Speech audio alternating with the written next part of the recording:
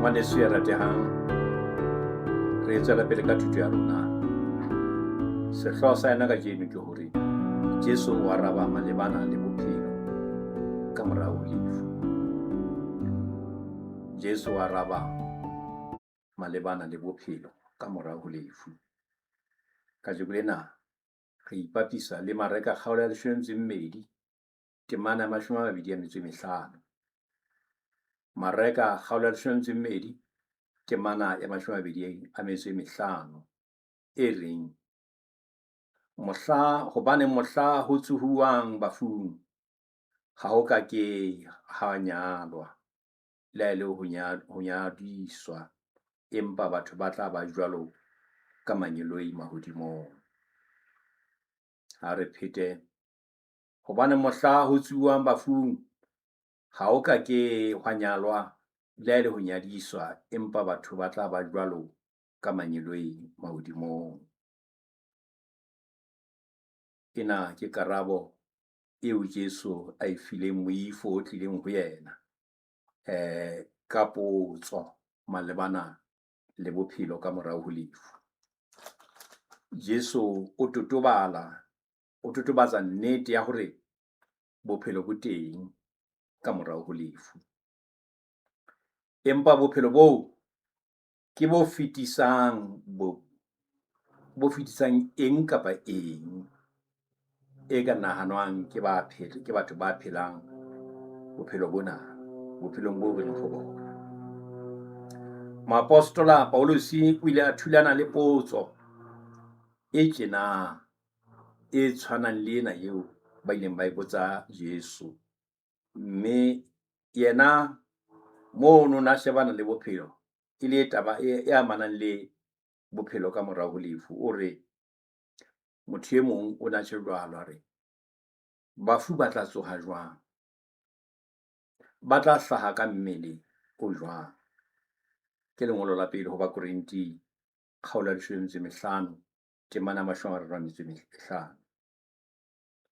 Paulus yena o na lekanya lefu le etella pele bophelo bo botjha. O re ha motho a jala, ha a jale mmele o tlang ho hlaha, empa o jala hlaku e hlobotseng, mme ke Modimo ya tla e neha mmele ka moo a ratang ka teng. Paulus o na utlwisitse seo Jesu a ileng a se ruta ka taba ena. O na utlwisisa seo Jesu a se boletseng ho Mareka kgaolong yane ena 12 temana 25 moo a reng hobane mohla ho tsohuwang bafung ha o ka ke ha nyalwa le ha e le ho nyadiswa, empa batho ba tla ba jwalo ka manyeloi mahodimong. Ha ba tsoha, taba ya botona le ya botshehadi e tla be e se sa hlokahale. Moprofeta Ezekiel o na maketse haholo boemo boo a nang a bo bona.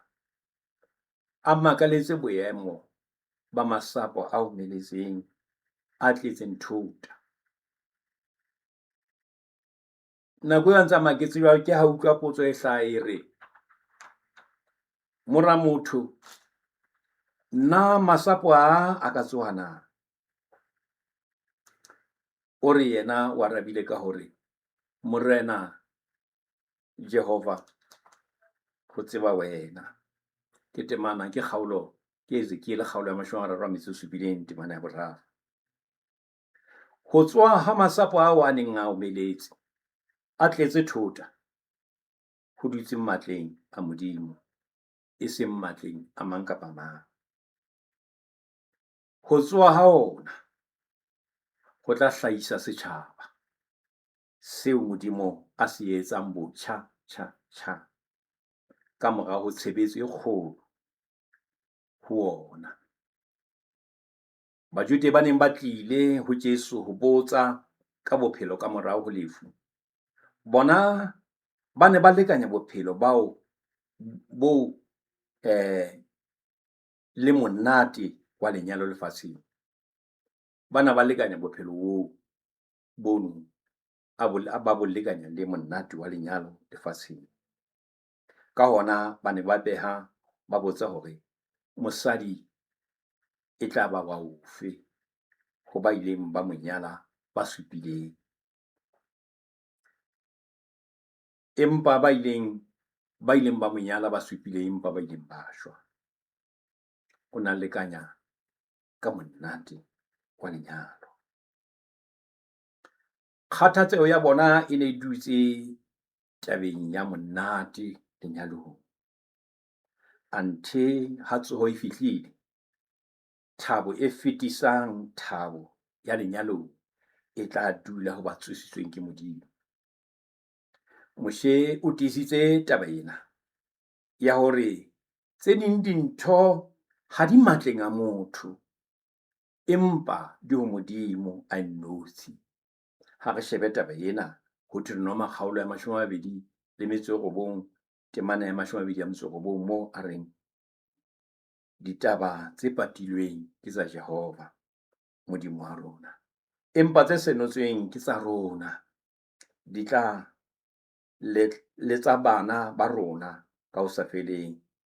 Re tle re etse ka ditaba tsohle tsa molao ona.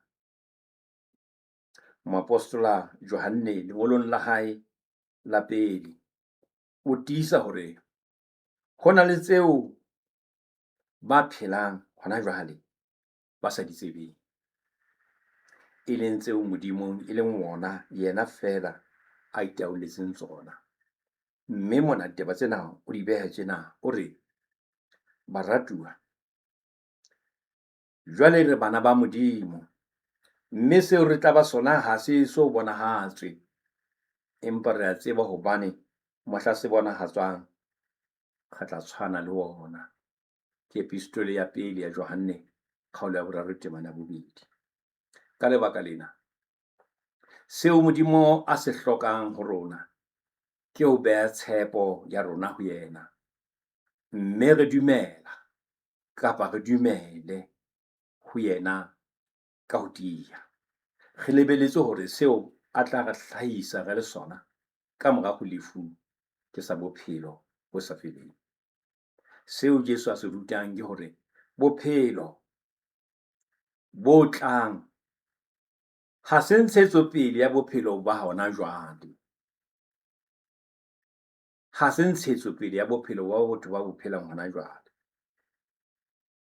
Mme Jesu o phethela ka hore temaneng ya 27, Modimo ha se Modimo wa bafu, empa ke Modimo wa ba phelang. Lona ona bua ka bona, lona le lahlehile haholo. Moithuti wa thuto ena, moruti wa heso, wena mmoledi wa lentswe la Morena Modimo, wena momamedi wa thuto ena. Lentswe la Modimo ho Basadusi, e leng batho ba neng ba dumela hore jwale ba dumela hore ba pitlile Jesu ka sefi se seholo, ba mo tshwasitse. Empa ha Jesu a ba araba a re ho bona, Modimo ha se Modimo wa bafu, empa ke Modimo wa ba phelang. E ile ba moo ba reng kgekgenene, jwale ba sa tsebe hore na ebe ba ya pele jwang.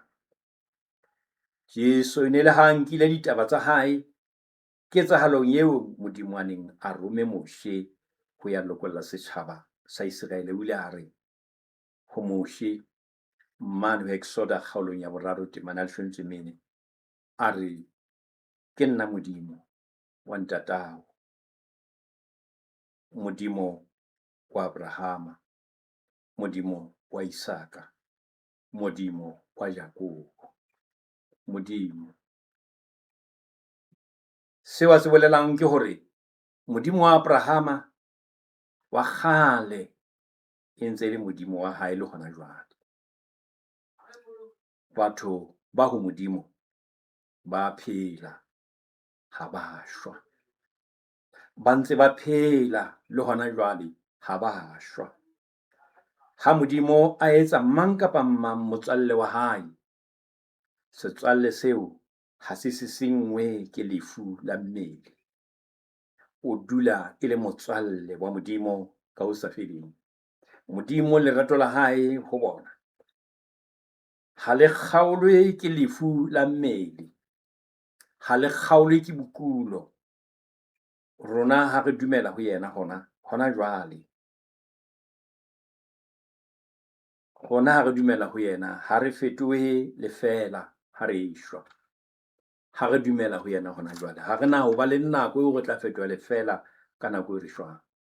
Ke moo moapostola Paulus a tisang taba ena ka hore mane ho ba Roma, epistoleng ho ba Roma, kgaolo ya 8, temana 38 ho isa temana 39, o re hobane ke tsebisisa ruri hore le ha e le lefu, le ha e le bophelo, le ha e le manyeloi, le ha e le borena, le ha e le mebuso e matla, le ha e le ntho tse leng teng jwale, le ha e le tse tlang ho tla, le ha e le hodimo, le ha e le botlase, le ha e le sebopwa se seng, ha o letho le tla tseba hore arohanya le lerato la Modimo le leng ho Jesu Kriste morena wa rona.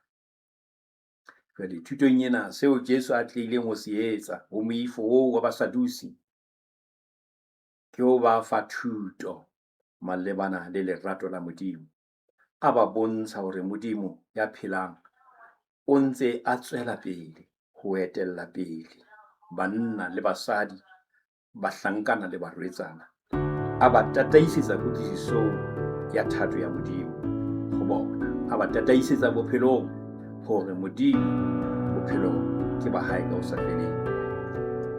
Ngwaneso, ke a leboha ka thuto ena. Ke kopa re emise mona thutong ena ya rona ya 90, mme thuto ena ya morena a be le wena. Kgotso.